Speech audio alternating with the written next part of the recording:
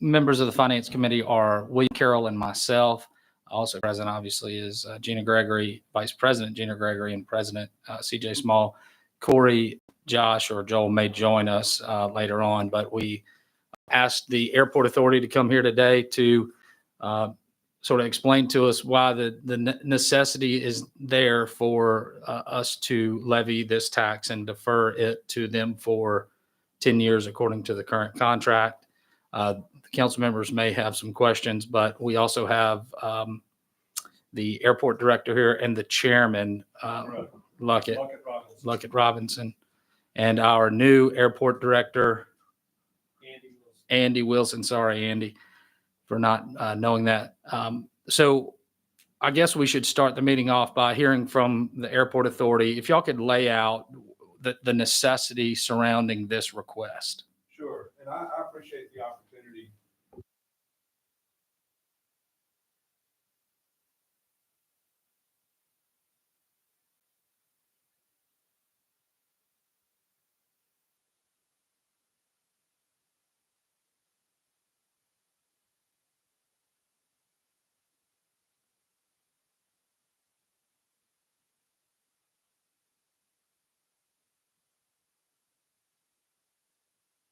Oh, thank you. Sorry about that. How the airport performed financially relative to its budget. And while we are a public entity, a statutory entity, we're also an entity that has to compete with its neighbors. And Pensacola and New Orleans and other airports near and around us. And so I had the question of, well, how does an airport compare with its peers in operations? What are our emplanements? How do we compare from a cost perspective to our peers? Because at the end of the day, in order to provide excellent service, our mission is to provide cost-efficient commercial air service to the greater Mobile area. That is one of our two missions. The other mission is to become a leader in the nation in aeronautical as a business hub.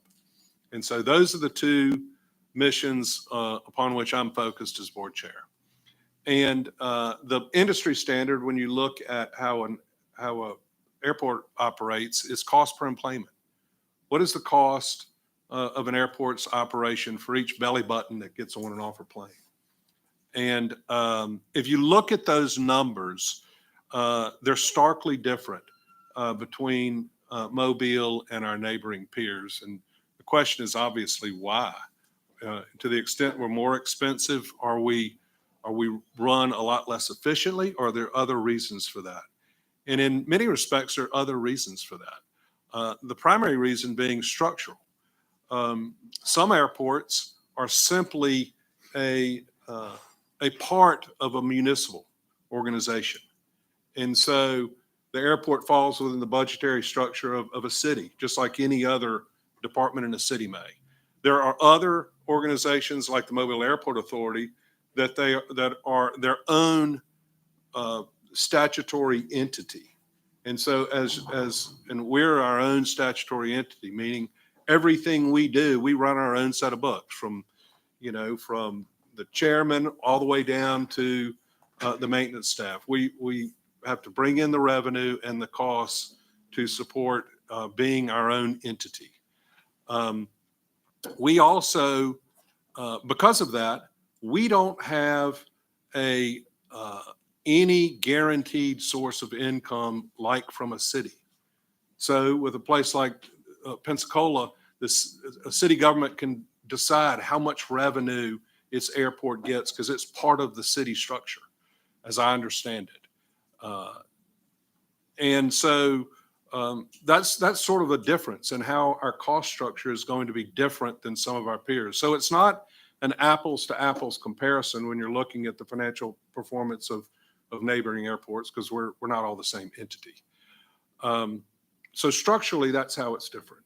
Structurally, it would be critically important to how we operate a new airport to have a recurring source of income to promote this airport, to achieve our goal of providing cost-efficient air service to the greater Mobile area.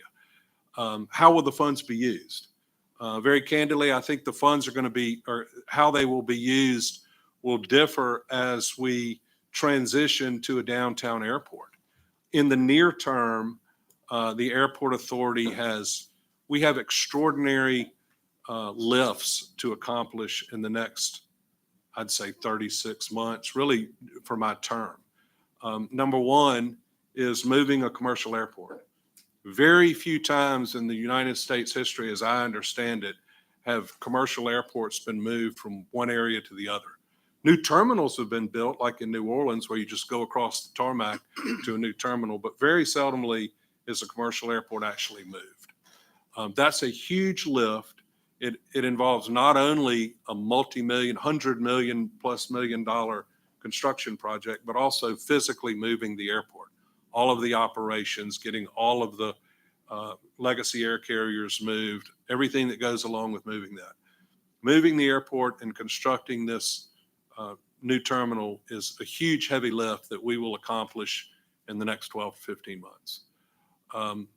The next heavy lift is, what do you do with a regional when the commercial air service has moved? It's 3,000+ acres within the city limits. It obviously will have less traffic, less commercial traffic, until we decide how to repurpose that facility. And our hope is that we will repurpose it for our second mission, which is to become one of the nation's leading aeronautical business hubs. And having two fantastic airfields within one city limit provides a great opportunity to expand that. But it will be going out around the world and recruiting new businesses that hopefully can be situated out there. Another part of that move is obviously, what do you do with the old terminal itself? Mothballing it, tearing it down, repurposing it. That's going to involve money, work, and effort. The third huge heavy lift for the airport authority in the next 36 months to 5 years is, I tell the mayor and our board that we are asset heavy and cash poor. We have a lot of real estate that's very valuable. It's very valuable. It will be very valuable for the city in business development and business recruitment. Having acreage around the growing port and a new airport is going to present, in my mind, the greatest opportunity for commercial business growth in the city of Mobile. I'm 58 years old, that I think I will see in my lifetime. In addition to, Airbus and all the things that have already started, but it'll be a continuation of that. But we will need to repurpose regional as well. And then we have St. Elmo that's in the county, but I think outside the city limits. It's another big asset that, as we move the air service from regional to downtown, we'll need to figure out how to best use the land and assets at St. Elmo. So in the near term, all of those heavy lifts are going to require a lot of money and this is outside of what the airport's core function is, and that is running an airport. That's a long-winded description of sort of an overview of all the challenges we face. So I guess back to the question was, what is the necessity of levying this tax? Well, specifically, I mean, I understand that, Pensacola has this recurring revenue amount. Do we know how much Pensacola is given annually from the city out of their budget? My understanding is it's part of the city. But if they still budget for it, do you? Yeah, I do. I have not studied at that level. I follow their employments. I look at their cost per employment, but I have not delved into how the city Pensacola budget operates its airport. But I will say, generally speaking, the funds would go to the promotion and operation of a new airport.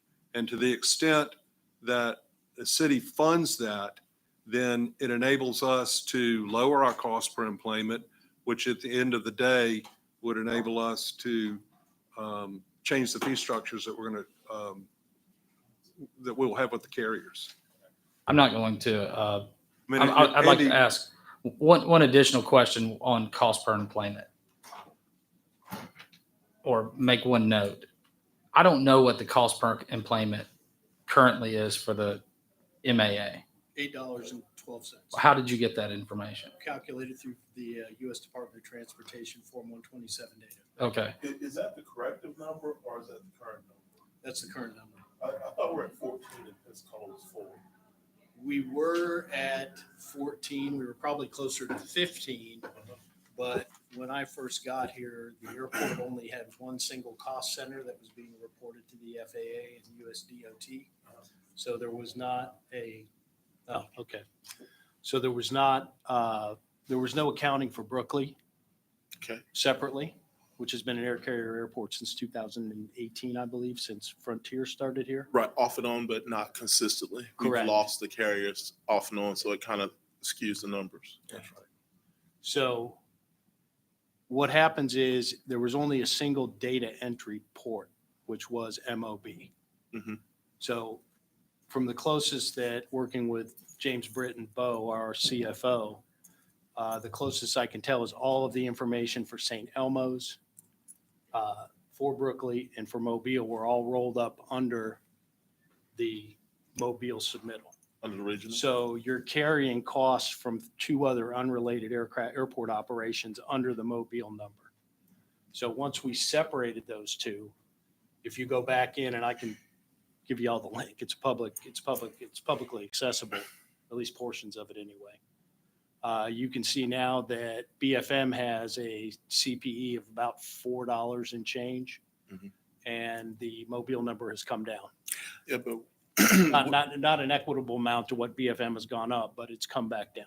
All right, well, you answered the second part of that. I didn't mean to ask that, but would it not be prudent to say that we still have to calculate St. Elmo and the regional airport simply because of the fact that we're paying it from MAA, and that is still going to have a direct cost on our per plane number?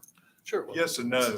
Well, Now, I mean, as I understand it, and correct me if I'm wrong, Andy, but now, when we report our financial figures internally, we have international, regional, and St. Elmo as their own profit centers. And all of those entities are cash flow positive.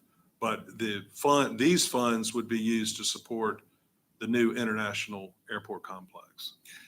what's the revenue source? What's the revenue? What's your source? resource? What's your current revenue resource? So obviously, we have a huge commercial real estate portfolio, which for many, many years has really subsidized the various airports. We have general aviation revenue for really moving through all the airports. We have military landing fees and whatnot. Those are the main ones. What else? Yeah. Oh, and then, obviously, depending on the number of employments you have, you're entitled to FAA annual funds. And you can talk about how You that's. get entitlement money is what it's called. It's based on a somewhat complicated formula based on, we're a non-hub airport here. What we need to get up to, we probably need to about double our operations to probably start bumping on the small hub side. At 10,000 feet, airport revenues are divided into two primary categories, aero and non-aero. So aeronautical and non-aeronautical. Under each one of those cost centers, it's typically up to the individual airports how those are accounted for, but typically the aeronautical are terminal rents, fuel flowage fees, things that are tied to aeronautical activities, parking, airline rents, concessions in the terminal concessions.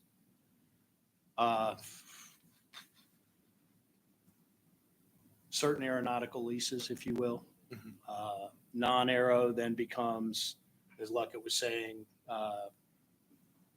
revenues that we derive directly from our tenants at the airport that are non-aeronautically related, like for instance, Airbus is non-aero revenue for us because the FAA in their infinite wisdom thinks that aeronautical use isn't deemed a thing until you actually house an airframe that is capable of gaining flight.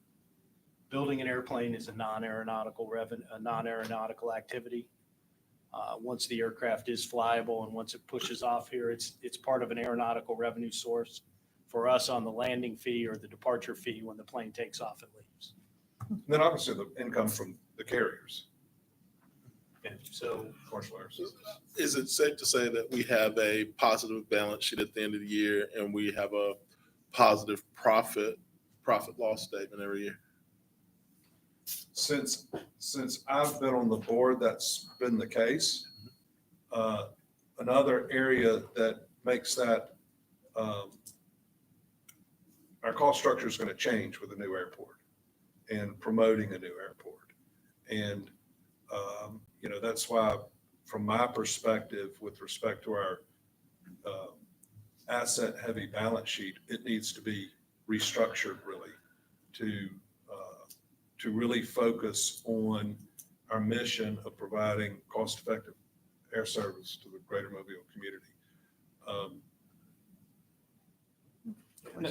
The other thing I would point out is that a lot of the FAA funding we get for things that are needed at an airport, let's say a new tower for air traffic control, a lot of those kinds of projects are funded by the FAA or by others, but there's always a match involved. And so when we go to apply for FAA grants and there's a 10% match, then we've got to find the dollars to do that, to make improvements to our airport facilities.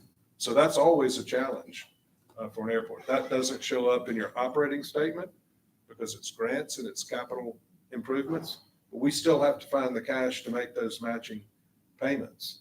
And, like I said, that's when you talk about, is it a positive operating statement? Yes, it may be, but that doesn't mean there aren't other additional cash needs that aren't flowing through an operating statement. Yeah, but I guess that goes to what Ben was asking. He's like, what's generating the need for additional cash?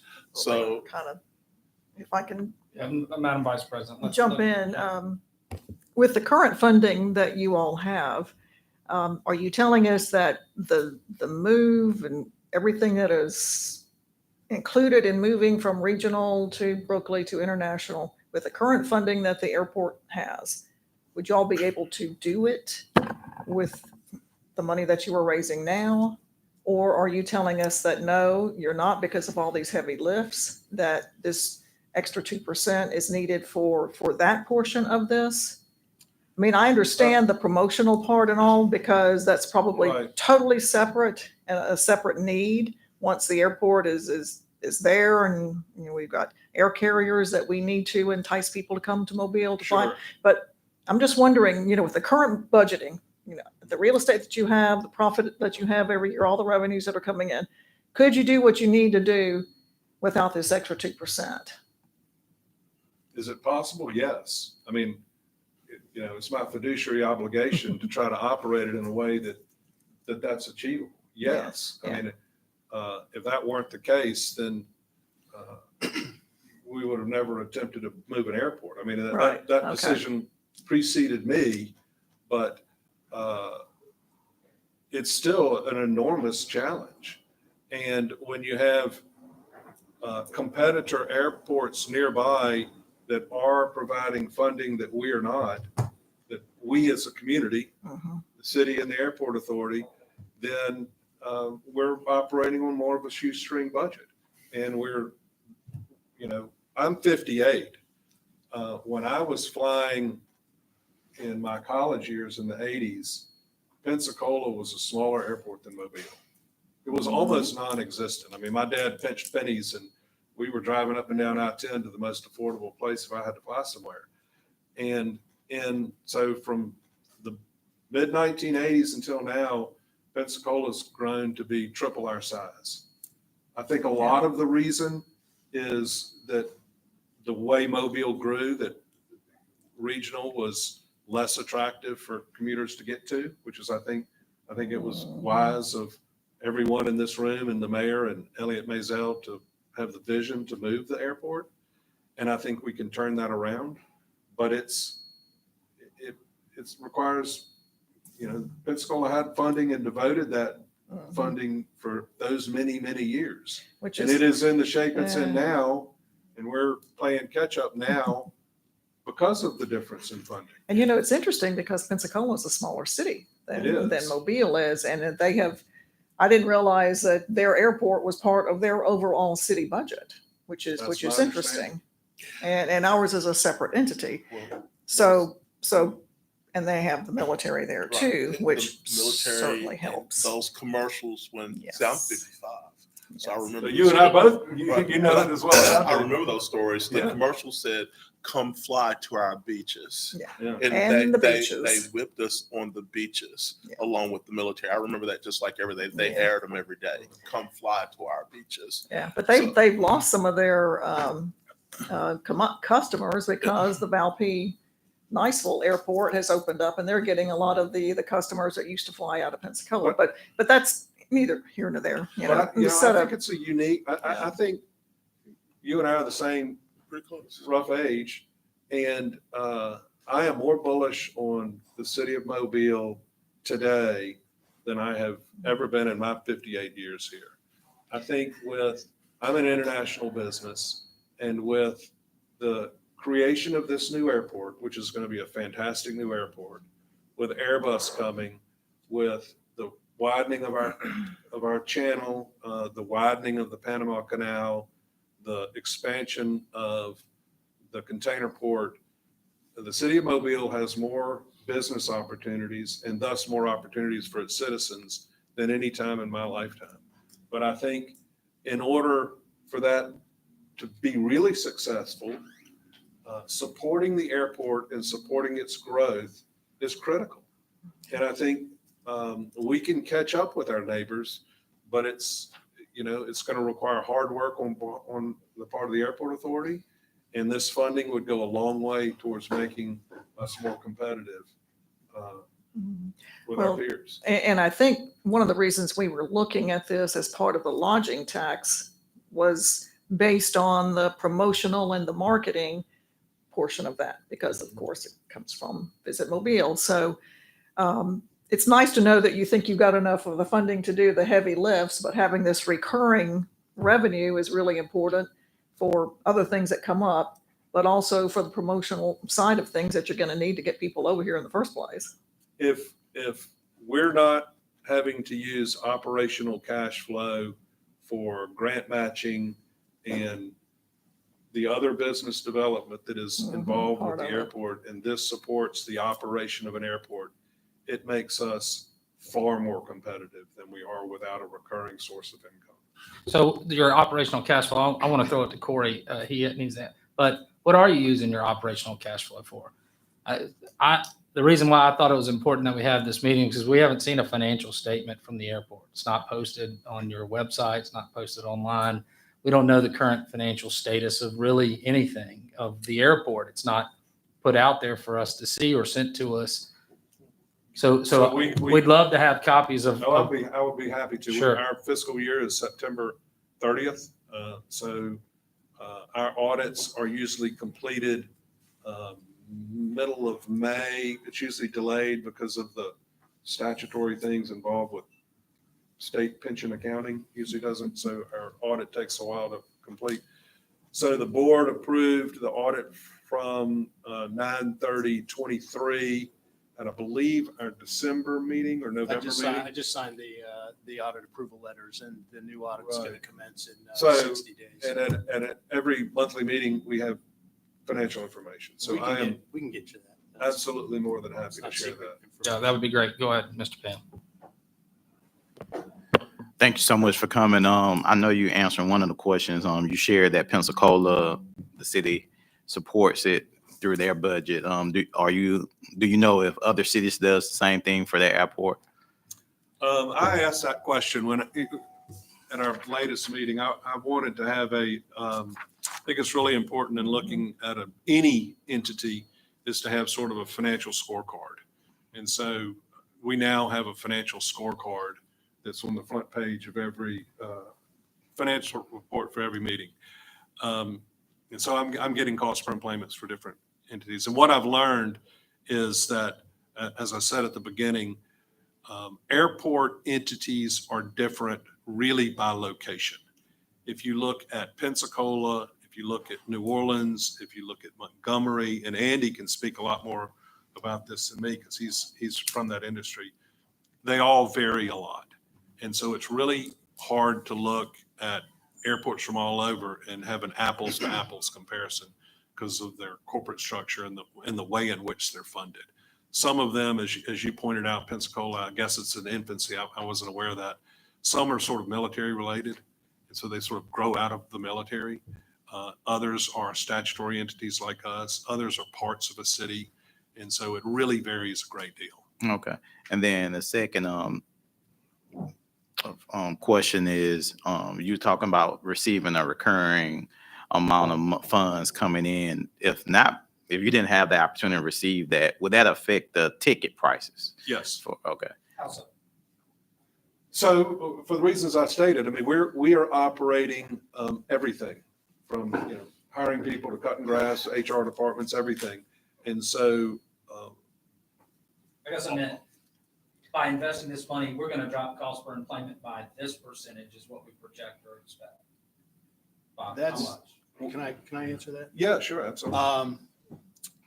There is no hard and fast answer to that. I think that the preceding question is, do cities support their airports in different fashions? Absolutely. Everybody's different. I can give you examples from, we have an HR department. When I worked at Miami International Airport a million years ago, they don't have an HR department at the airport. It's at the city. Dade County is the HR department. So that's all outsourced from the airport to the city. And it's charged back at a rate that's equal to the number of total employees in the city. All right, so Dade County probably has 20,000 employees. The airport has maybe 10% of it. So they carry 10% of that financial cost at the airport. That's tracked very closely by the FAA because the FAA is very focused on what they call revenue diversion. Airports are obligated under the FAA's Federal Grant Assurance Program to retain all of their dollars on the airport for airport operation. So it's very restricted. So when you do audits that we were talking about that the airport's about to undergo, the FAA will look specifically at administrative support functions that either reside in the authority like they do here. And that makes ours much cleaner because we do it all ourselves. We have a fairly contained package. If you go to Jacksonville, Tampa, LA, Chicago, I mean, the list is endless to the varying levels. So what does that mean? So looking at from a business perspective, there are significant economies of scale that are available in large cities where they've dispersed the cost of administrative functions to major city elements. So what it means is there's a lower number that hits the bottom line that can be applied to the CPE, which does have a cost implication to the price of the ticket. I mean, at the end of the day, if we had a recurring stream of income that could be applied to promotion and operating costs of an airport, then it's going to reduce our cost per employment by, I think the number was mentioned, something like $3 million, I think, is the tax or something like That's that. what we were looking Somewhere in at, that range. It would have a significant and meaningful impact on our cost per employment, which would result at the end of the day into lower airfares for the public. Yeah. No, that was what I was looking for. For me, anytime the goal is we want people flying into the city, and one way is lower prices. Of course, that's the way to do it. So to have that, we want to make sure that we're able to do that and find ways to support initiatives to cause that. So to hear that, to me, that is a plus. Yeah, and the other thing is, I tell all my business friends that in the airport industry, demand has to precede supply. Legacy carriers aren't going to bring in a bunch of new flight options until the demand is there. And we all know that the traveling public, the first thing they look at is what's the cost of that ticket. And if we can work towards that and run a good airport, I feel confident that we will have more flight options. And as the enplanements grow, our costs are going to go down and the airfares will go down accordingly. Go ahead, Mr. Carroll. Yeah. I think the ask is $3 million a year over 10 years. So we're looking at $30 million, right? Okay. So first, we keep talking about cost of employment, and you guys kind of briefly talked about that equation. But for that equation to work right, then we also have to create a competitive vendor situation on the ground, meaning that there can't be monopolies on things like fuel where there's only one fueling company where those costs go way up 10 times the cost of other airports. There can't be monopolies on mechanics and repair where there's only one entity doing that work. Those are the things that these guys aren't seeing that go into that cost of employment that we're not talking about. I mean, if we're going to really get things down, then we've got to create a competitive source other than just single vendors that are supplying fuel, supplying other things to the planes and making those costs, because those costs also go into what, when it comes back to us, they're extrapolated and prorated into ticket costs. So that's a plain thing that nobody's talking about right now. And that's a big thing that's driving our ticket costs way up. Sorry, go ahead. Secondly, on the carriers or legacy carriers, those things also affect how many we can get here and who's going to come and who's willing to come based on the services and compatibility they have at other airports. And I mean, ever since we decided to move the airport, I've been really looking at all of this, and all the time I just keep asking. That's something else we don't have, which still drives our cost up, which we're going to have to work at extensively to get our costs down. The other thing is that what money does the city give the airport authority right now? How much are we giving y'all? I'm tempted to know that. Yeah, I mean, I know that the city's made a huge investment in the new airport. I think the number was 25 million, if I remember correctly. 30. Is it 30 now? 15 tax. 15 cap. Yeah. Okay. 25, 57. Okay. Well, my apologies. I don't shorten you $5 million. I don't have all those numbers in my head. I may have it here, but But is that the new airport or is that I'm asking about historically? operational dollars. What is our contribution to the MAA right now on operational dollars? I'll need to look. I'm Yeah, I not don't think we aware. get any money I'm not from the aware. city. I think we're fully self-funded. So you're still fully self-funded. So I guess the question is you're saying that other cities that the MAAs are either fully self-funded, then the other municipalities chip in and give some portion of funding to their municipal airports, and you'd like to see the city of Mobile do the same thing. Unless you're looking for the city of Mobile to take over the entire airport, That's- which could be done. Which could be done. Well, for instance, I'm from South It would Florida. lighten my workload. From South Florida. My home airport is PBI. I actually helped build it back in the 80s when I first started this business. They have a lodging tax and they have a component of it that goes to the airport. I know that for a fact. They have a number of tax structures that come back to the airport. So the city of Mobile and the community here making that kind of contribution to the airport, there is precedent for it. I'm not saying that, I'd certainly be in favor of it. To address a couple of your other points, we're prohibited by federal law from limiting competition at the airport. That's flat out. We cannot prevent anybody from opening a business at the airport. Right. Unless, of course, there are some stipulations to that, but they're crazy.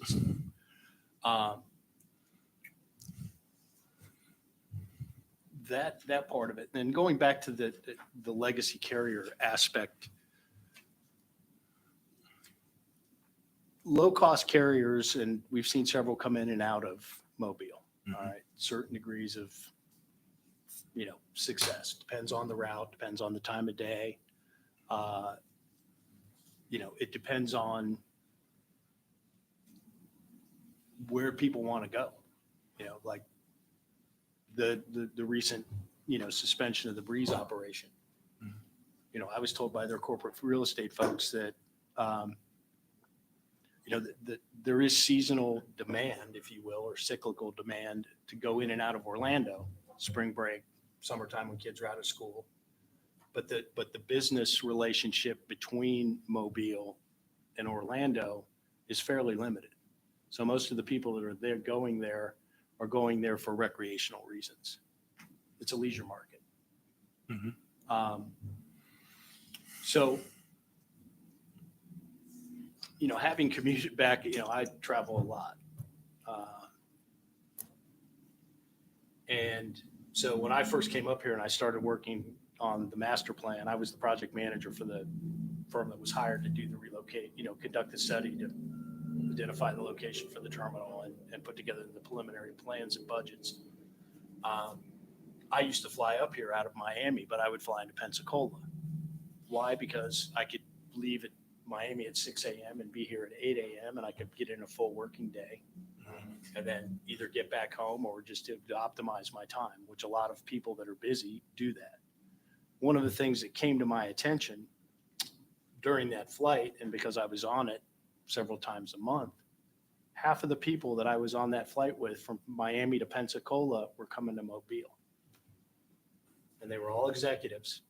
And they said, I don't have time to go to Dallas. I don't have time to go to Charlotte. I don't have time to go to Atlanta. I'll fly into Pensacola, rent a car, and we drive over to Mobile, and I spend the week here and work. So the latent demand exists. That's a direct flight opportunity, but that's a limited number of people. Plus, in the studies that come out, Mobile's a drive market, and because we're a drive market, we have municipalities that are close to us that have a lot of amenities that we want to see. I mean, 4.5 hours to Atlanta, 2.5 hours to New Orleans, 45 minutes to the beaches, Pensacola. So basically everybody has everything they need right here in the market. So when these carriers come in and they want to take us to Orlando, why go to Orlando when I can go 30 minutes and have everything that's in Orlando? Right. Why go to Atlanta when I can drive 2.5 hours and have everything that I need in Atlanta?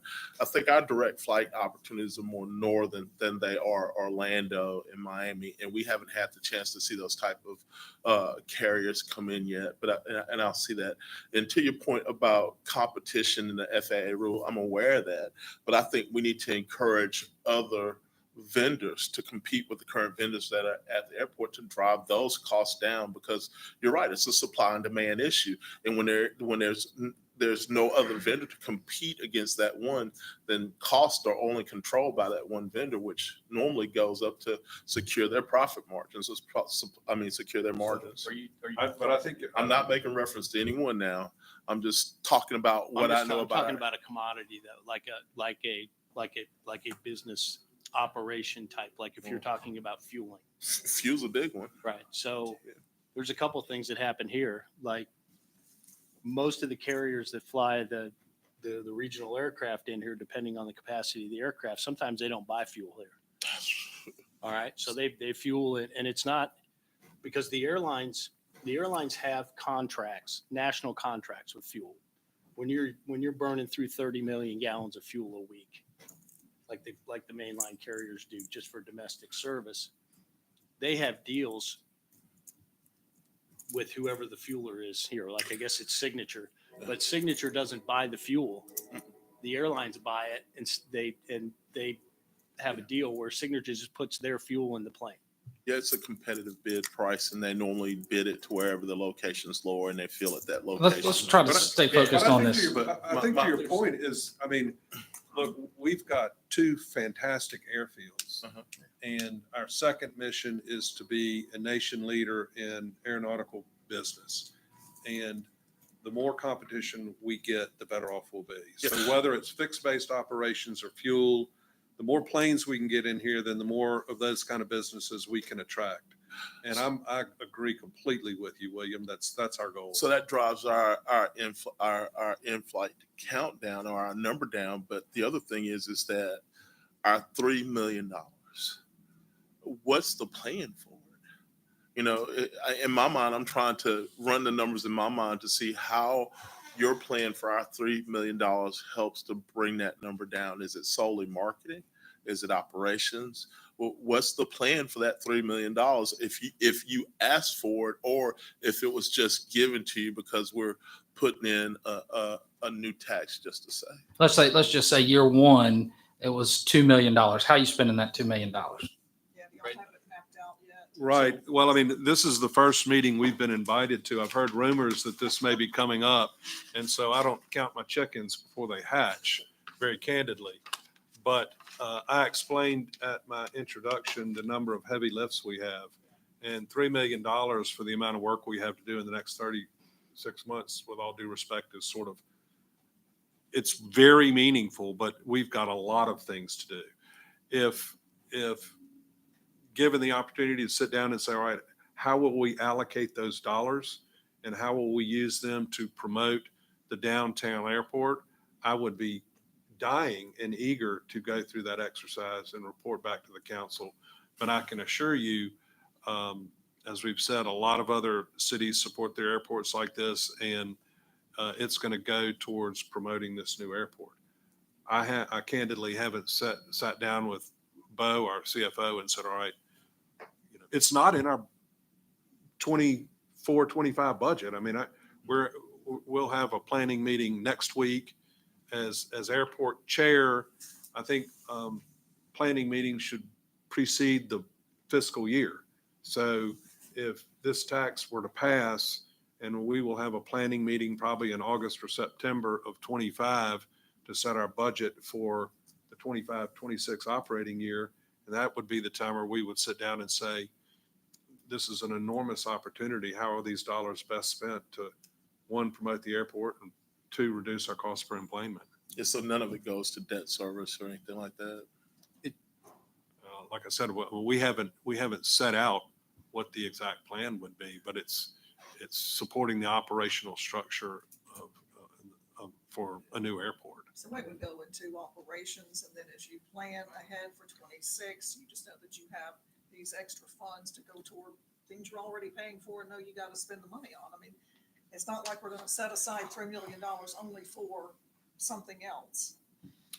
It can't be quite that I think simple. because of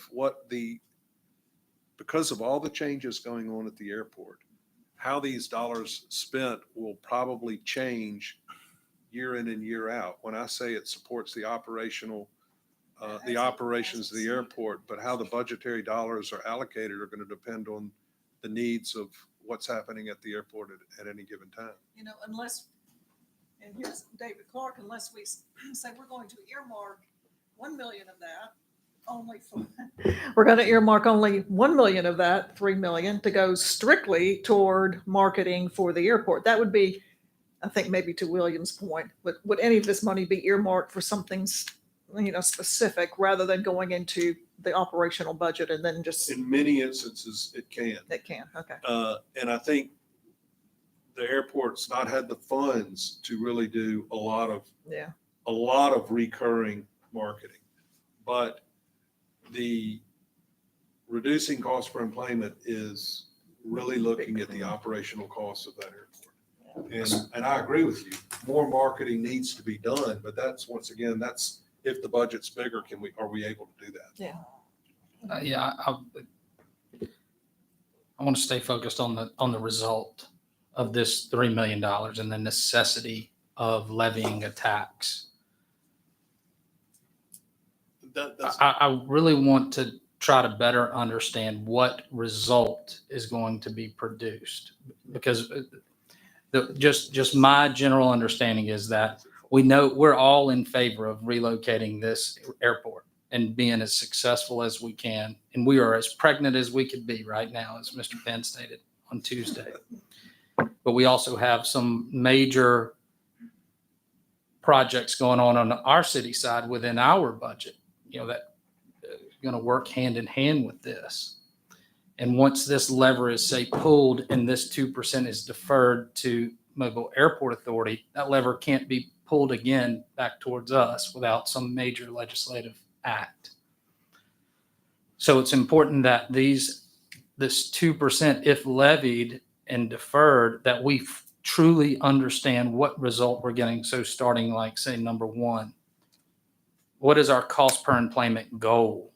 When this thing is opened up in year one, what is the goal of cost per employment? If we don't know that, we should absolutely know that. Probably between $6 and $8. Okay. That's what we'd like to get. The other thing that I think is kind of. Hold on, I'm not done quite yet. All right. So between $6 and $8 would be our goal. Okay. Where are we at currently? We're 12. We're at 12. Okay. And then how does this impact this most important factor? By what percentage, by way of a clearly laid out plan of year one, if this money's coming in, we're going to spend it on this, with the goal being, the sole goal being, driving down the cost per employment, because we don't have a customer, we don't have an operation. So we should be able to draw a direct line of sight to that at all times of if we got $1 from Miss Jones walking down the street and she gave it to us, how is that going to affect our cost per employment? So that's what I'd like to know is, with this great commitment by the citizens of the city who are 100% behind you, we're all behind you, how's it going to affect that cost per employment number? I know that there are many inputs, but I'm interested to know. Can I take a swing at this? Please. All right. So so I guess I have one question. Since I'm not intimately familiar, are there going to be any stipulations or restrictions on the funds that would come as part of the $3 million or the 2.5%? That's what we're trying to discern now. Currently, the way the proposal's written, Okay. it would be $3 million, up to $3 million of this 2% levy tax would be deferred to the airport for 10 years. Any overage of that will be deferred to the Civic Center, up to $3 million, and the rest rolling to the general fund. Okay, so I can take those dollars hypothetically and apply them to either to OpEx or operational expense, which would have a positive impact on the CPE, or to capital expense, to development projects. The OpEx, I think, is pretty black and white. All right. If we can reduce costs of air service development, if we can offset costs of terminal building maintenance, things of that nature, those costs typically do not get passed on to the airline. So everything that all the airline leases and the leases that we're going to develop are all written around the non-compensated cost of the airline's operations at the building. All right. So if I have a $100 project and I get 50 from the FAA and 50 comes out of MAA funds, I can only pass that $50 on to the airlines. I can't pass the other 50. So how does that work out in our favor? And you wanted to know if we have a plan. This is our 5-year capital budget. I have meetings all next week with the FAA in Atlanta to discuss it and look for funding opportunities for every project that the FAA participates in. They participate with MAA up to 90%, sometimes to 95%.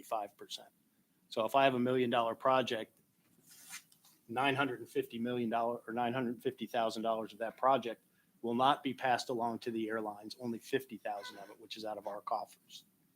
All right. If it comes into us, and don't misinterpret when I say unrestricted capital, but it comes in without, it allows us some opportunity to use it for future airline incentives, marketing. Airports, believe it or not, by the federal government are prohibited from using their general revenue to compensate airlines to provide air service. To me, I don't really know why that's there, but we can't take money that we earn from the airlines and use it to compensate the airlines. So there's like no black and white answer for that, Ben, to be honest with you. But, if, William, your question was, what would I do with $3 million? My sponsor share of next year's projects is 2.98 million. Sponsor So- share, what's sponsor share? Sponsor share, we're the airport sponsor. The FAA looks at Mobile Airport Authority as the airport sponsor. We're the operator. That's just an FAA terminology. And I think, Ben, not to get into the weeds on the accounting, but right now our books are structured so that Elmo, International, Regional are all their own separate operating entities.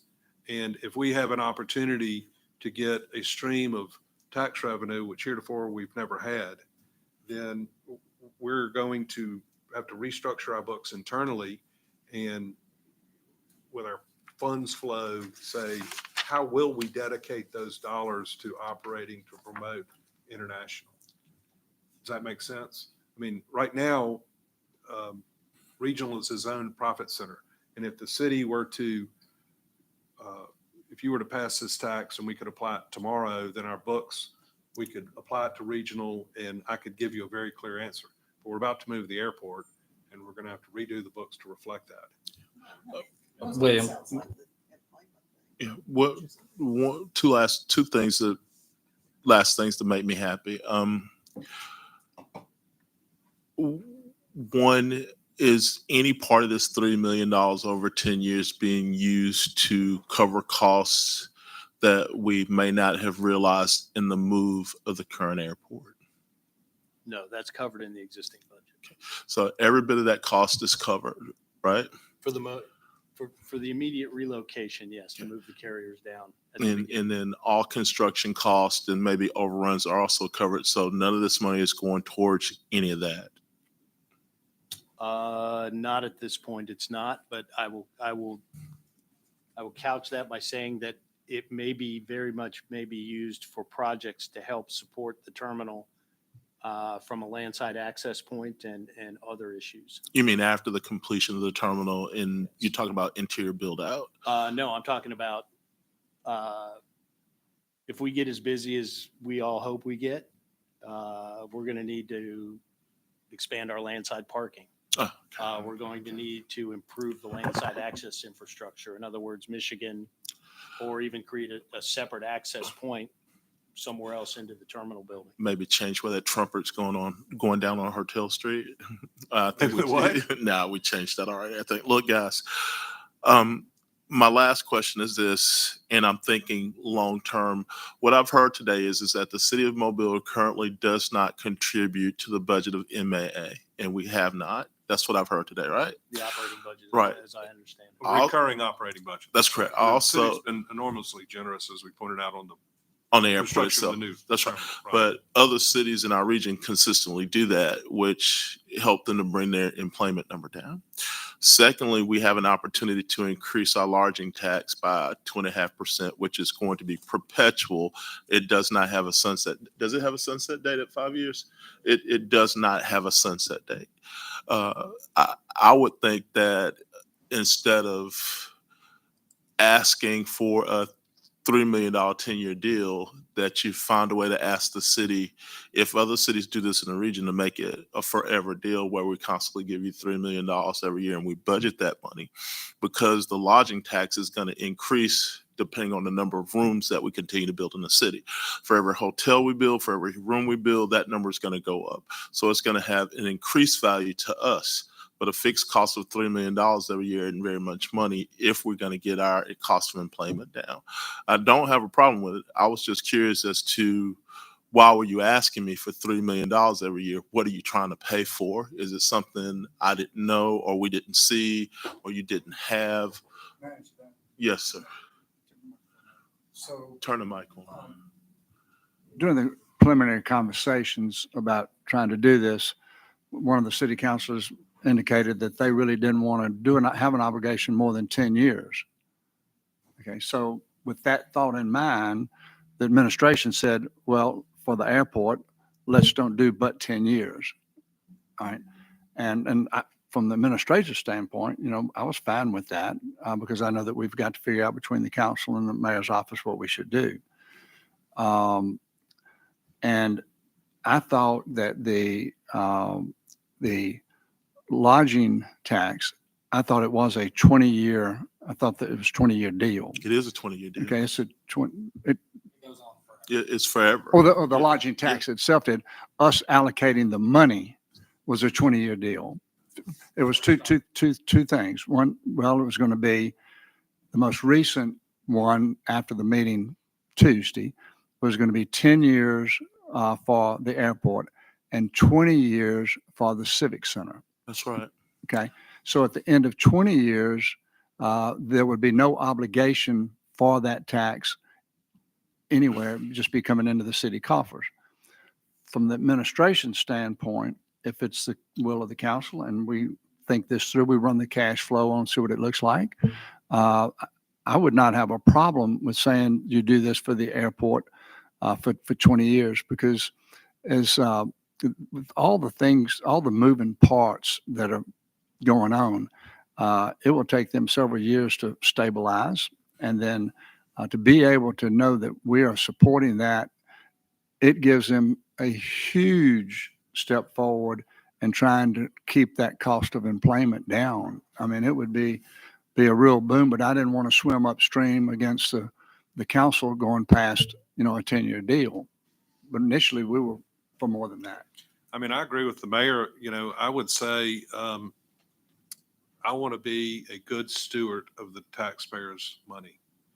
And I hope in 10 years, whoever's on this council will look back and say, this was money very well invested and managed very well and has created a top-notch airport with the nation's leading aeronautical business hub, and that the council can be proud to have supported that and think it's worthwhile to extend it. If the council was willing to extend it to 20 years, could it be treated just like a performance contract with performance benchmarks and measurements to be shown yearly? Or I don't know that. I mean, I'd rather Ricardo answer that question, so I'm not sure. could that be amended as part of the ordinance if needed, if the council wanted to see how the money was being, how it was beneficial to the cost of employment coming down, to see what gains we're making year after year? Certainly a metric could be tied to it in any way we wanted to, but I did have a question about, is it envisioned though currently that MAA would be self-sustaining? Like you guys don't have this steady income currently and you're self-sustaining from an operational standpoint. Is that what you have envisioned going forward, that this would be a wild success and we're able to really draw enough passengers that, you'd be able to get enough revenue, reposition these long-term big commercial assets, that you would then be self-sustaining at some point? The airport's always been self-sustaining in terms of it's been its own operating entity. What this would do would provide a steady flow of income to support our operating costs so that we can focus excess cash flow on other really needed opportunities. All you have to do is, when you see regional and repurposing that in the next 5 years, it's going to be a huge lift. All you have to do is drive around the Brookley complex and look around and see that the real estate portfolio, we've been hand to mouth, and the real estate portfolio has helped support and hold up our air service. But all of those buildings, we're going to have an opportunity to redevelop and create the nation's leading aeronautical hub. That is the other part of our mission, that this steady flow of cash will enable us to take other resources and focus them on other needs of the airport authority. It would be a huge help. Yeah, thank you. Like I totally agree with you. Like Councilman just stated, I said earlier in Tuesday that we're pregnant, and you stated that in the 1980s to see what Pensacola have grown, and they are much smaller than the city of Mobile. We have the opportunity to move our city to the next level, and with these type of funds, I believe that we can do that.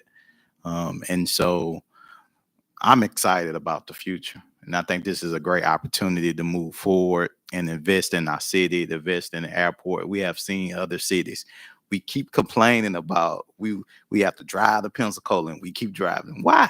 Why not invest in our own city? And I think this is an opportunity to be able to do it. And like you said, yeah, we can keep being self-sustainable, but we want to grow. We're ready to move forward. And I think this is a great opportunity to do it without having to tax our own constituents.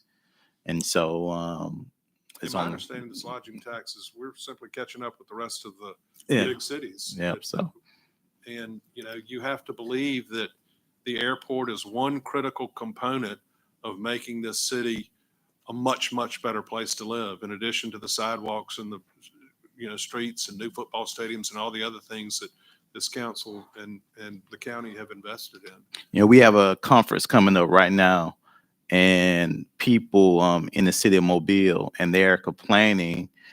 They finding great deals on the flights. I mean, not flights, but the rooms. But they're complaining about the flights. It's hard to fly people in the city. So if we can get the prices down, so many people will be flying into the city of Mobile. So I'm grateful. I will be supporting this initiative. So What do you think about 2020? Yeah. Thank you all again for coming. A couple questions. I am supportive of this, what's before us and everything, but I'm not really supportive of additional funding, coming from the city going to the airport.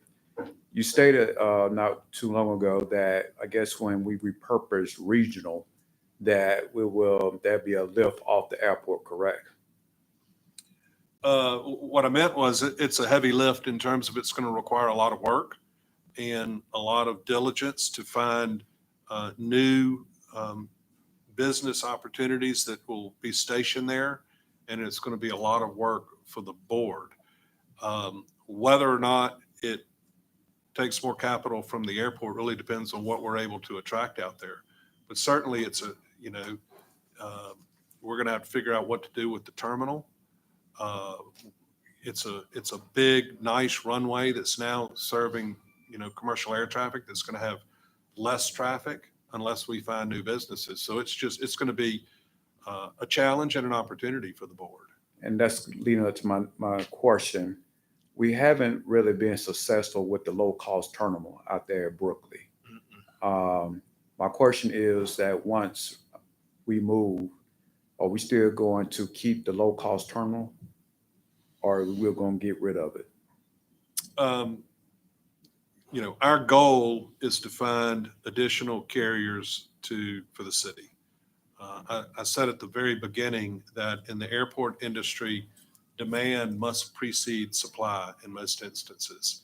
And so you hopefully you build an airport, you provide great service, you get your cost per enplanement down, more people come and more air service will come to the city.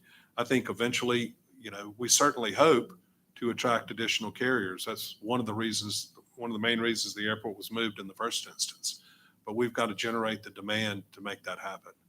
But, Andy and I have already spoken about whether it's New York, Charlotte, Chicago, one of the Florida locations, Denver. You can name all the cities that you would love to be able to provide air service to. We've got to get this airport open, running, and successful. My question really is it feasible to keep that low-cost terminal open and you have a brand new next door and you're getting let's say, $2 or $3 million from the city? Does it cost $2 or $3 million a year to run or keep the low-cost facility open? Is it much higher than that? I mean, that's what I'm really trying to get at. The utilities costs and the security assets and things we have deployed, it's about $16,000 a month for that building. That's our fixed cost in that neighborhood right now. I think that will we keep the structure? Yes. Will it be solely dedicated to low-cost carriers in the future? That's hard to say. I think it's what's going to provide us the best business opportunity. That could be, it has a role of doing that as well, I think. But I think that as we move forward in the future, we may connect that building to the existing terminal building. I know some of the conversations that I had with Breeze, and I've worked for the airlines for a number of years in my career as well. So Eric Peterson, is that the right guy's name? Is that the right name? The guy from Breeze? Okay. Sorry, I can't remember all the names all the times. See, William, now I'm never going to forget yours. I think we'll have a whole lot more, quite a few more You conversations. bet we before it's will. all I'm over. looking forward to it. But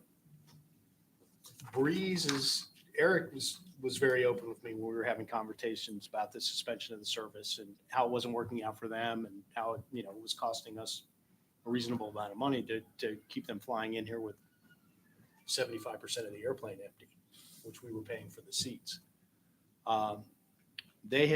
They shared with me that they might have rather gone to regional.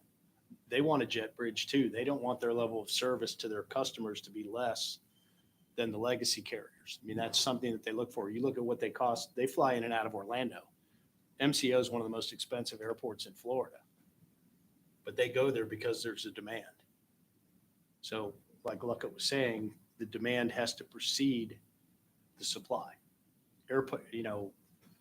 I know there was a conversation about looking at bringing in, from an airline economic standpoint, bringing in Southwest. Yeah, they'd be a great match with us. But Southwest only flies one size airplane. Okay? All their airplanes have 189 seats. They're not going to open up service here. What happens with the legacy carriers? They're the ones that have the resources that are significant enough that they have a broader fleet mix. So they've got the EMB 145s, the 50 passenger planes. They've got the 70 passengers. They've got the 75s. They've got the 90 seats. And then they'll jump up to, with the 320s that they build here. A lot of the carriers are buying those. It's a good mid-market airplane.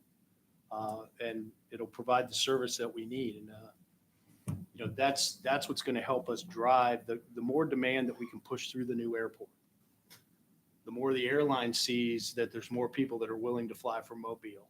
And their response to that is going to be bringing us bigger and bigger airplanes. So what's that do? That expands the supply. What does that do? It has a positive effect on the pricing structure because they can accommodate greater levels of demand, which then allows them to dilute the cost of the flight over a greater number of seats, and that drops the seat price. So there's a one begets the other here sort of evolution that we're going to go through. Conversations that I've had to date with American Airlines and also with Delta is they're very interested in upgauging their fleets. You can see that they've got the Dallas flight now is an EMB 170. If we could start picking up that Charlotte flight with the same gauge of aircraft for their 5 operations a day that they have, we've just picked up about 125 new seats a day, which over the course of a year becomes a significant number. And in order to drive the demand, obviously this cost per employment is the key factor. And I walking away from this meeting, I just want it.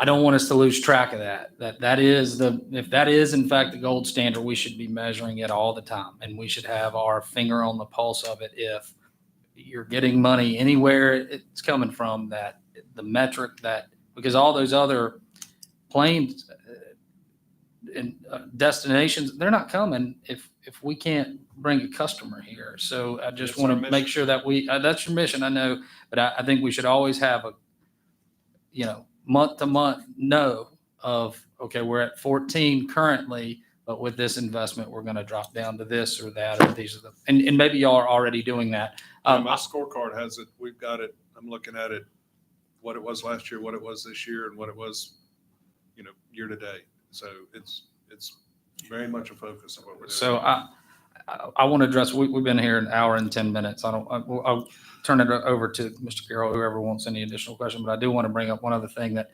this is somewhat enlightening to me. I still have no piece of paper in front of me regarding the financials of the airport, their current, holdings, balance sheet, nothing, and I've tried to find that information. I've sought it out, online. I've attended a board meeting and a finance committee meeting, and I still don't have any of that information. And I can go to Pensacola's airport and I can pull that information up. It's more accessible. So I'd ask that we, or that the board and the authority take a real strong look at how much information is actually out there. We got to be accountable to the public broadly, and not that you're not, but I know y'all are acting in good faith and doing all the things you're supposed to be doing, going through the audits and all of that, but there's very little line of sight to it from my perspective. That's a fair criticism. My goal is to be completely transparent. This is an airport authority, a quasi-public entity. We need to be as transparent and as clear with the public about how we're spending the FAA. At the end of the day, it's a lot of taxpayer dollars in addition to the flying public, and we will make that happen. I can assure you. The cost per employment, I think early in the conversation today, Director, you mentioned that this was a publicly available document of the cost per employment. You gave a form number or something like that. Me and most of the general public don't know that form exists and don't have access to it readily. In your reporting or the information that you're putting out, at least to us, as your partners here, could you include those federal forms that are, say, significant or very important to our shared mission? Yeah, so you brought up an excellent point. All right. And one of the things that's been on my to-do list is to improve the quantity and the quality of the information that's available through the MAA website. It's not user-friendly. And there's a lot of information there, but some of it's not relevant. Like we don't have regular employment reports, activity reports, flight data. We can put financials on there to the extent that the board is comfortable with the information being displayed. I'm more than happy to answer any questions y'all have going forward. We could sit here and talk about airport finance for about a month if you want. I think one of the points that you made about the airports being self-sustainable, FAA's mandate is that airports are to be self-sustainable. That's written in a number of their advisory documents that we're required to comply with. So we work very hard at that. And, I was telling Luckett this morning, airports are probably one of the most highly regulated businesses in the U.S. It's probably one of the largest businesses in the U.S., and it's the most highly governmentally regulated businesses in the U.S. We have an endless amount of regulatory documentation that we need to comply with, from planning, design, construction, safety, operations, finance, safety, security. It's just, I can't even keep up with it, and I've been trying to keep up with it my whole life. So I think that there's going to be so many things changing by moving to the new airport terminal that will have positive impacts on the cost per employment. Regional right now has a very limited concession offering. I think we do about $6.18 per in-plane passenger is our average concession revenue. You can go to some airports around the country. Since you all mentioned Atlanta earlier, Atlanta has a CPE spend per passenger of $38. It's pretty big. They have 100 million enplanements a year. You Pay want to know $20 why? for You a want to know beer, why too. there's it's airport pricing, right? So there's all kinds of things. When we come in, we've got a new concession RFP that's going to go out on the street probably in the next 60 days to get a master concessionaire to come in. We've had a number of discussions. I think we have close to 7,500 square feet that's going to be dedicated to concessions. The current terminal, we have maybe 300 square feet. We'll have better food offerings. We'll have better beverage offerings. We'll have a real bar. Those of you that like to have a cocktail before you get on the plane. So all of that revenue comes into the airport and helps lower our cost per plane. Mayor, one last thing. One of my biggest things is the impact to the surrounding community, the streets and the businesses. How often is it that an airport becomes a anchor or a catalyst for additional growth around in the adjacent communities. A lot of times you hear people don't want to live next to the airport, but what about new hotels, car dealer, rental companies, things like that? What type of impact can we expect downtown with the move for new businesses, especially on Michigan Avenue, Dolphin Island Parkway, those areas that have been kind of economically suppressed for a while? I think all positive, to be honest with you. I mean, if you look at any airport anywhere in the United States, whether it's a major municipality or whether it's a small town, everybody's got hotels, gas stations, restaurants. You not only have the traveling public, but you also have the employees. As the number of employees start to multiply, so do the food offerings. So do the lodging options. Once we start having larger aircraft and more frequent flights, we'll end up with more RONs, remain overnights. That's a airline crew term, but all the people that come in on the aircraft the flight crews need somewhere to stay. Granted that it might only be 20 people a night, but it's still 20 people a night that you didn't have before. Is anybody here really familiar with Jacksonville? Yeah, Florida. Mhm. All right, so Airport Boulevard off I-95 in Jacksonville. So I worked at JIA back in the late 90s. I left there to go help stand up the TSA after September 11th. But if you remember back in the 90s, back when there was still Jacksonville Port Authority and the airport and the seaport were merged, I was there when they separated the entities. Yeah, but that's all municipal. That's all municipal stuff. I It's know, all but what I'm owned by saying, the when you're city. asking about development in the vicinity of the airport, so you remember you drive up 95 and get off at Airport Boulevard, There was and nothing. it was woods all the way Yeah. to the airport. You drive up there today, Yeah, I it's- remember how excited we were in 1998 when we got an Applebee's because we didn't have to go into town to get food. like I said, it's the indirect impact that the airport makes, and if it's going to make these neighborhoods come back and help to a few redevelopment, that's another big plus for me, especially the Michigan Avenue corridor, especially Dolphin Island Parkway. Those areas really need people to move into them, revitalize, and build new. So I know this, if Mr. Mazel was here, I wish he was, he would tell you that his and my phones have been ringing off the wall about that. Mhm. I know I met this week with a convenience store operator that has an opportunity to build a convenience store with a high-end food offering that's going to be in that quarter about which you speak. Mhm. And I now go to the airport authority a lot, and there's not a lot of good food options. And will be a top-notch operator. That's one, and I think you're going to see that really, really grow. Whose responsibility is that going to be? Our chamber, or is that going to be part of the airport's master plan? And is there a master plan beyond just what we're doing right now from MAA to help increase the economic stability of the area? I think I met with Bradley Byrne after the city-county breakfast a few weeks ago. By the way, it was really, really enlightening and encouraging to see all the activity going on in the city and county. But I think that's a great teamwork effort to develop not only this, but the other properties around us.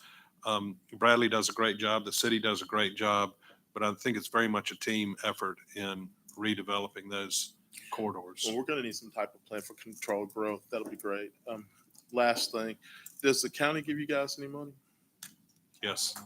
Capital money, yes. That's it, Yes. but no operating.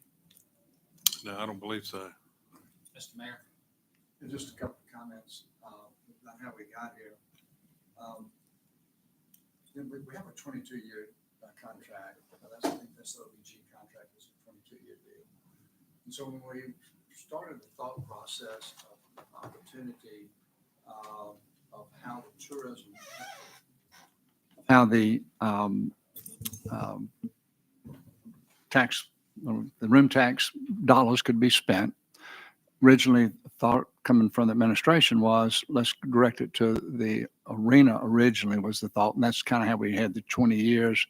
Then we realized that the people that are really benefiting for the two things that we're doing, hotels are benefiting from, but the two things we're really doing are the airport and the arena. both should bring in tourists to benefit the hotels. And so then recognizing that probably we have a sufficient funding stream for the Civic Center, that was when we said, let's move some of this money to the airport. Okay.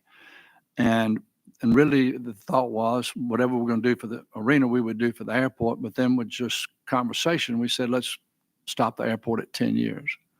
Again, from my perspective, I'm just trying to capture that money, that we have a kind of a opportunity right now to do it.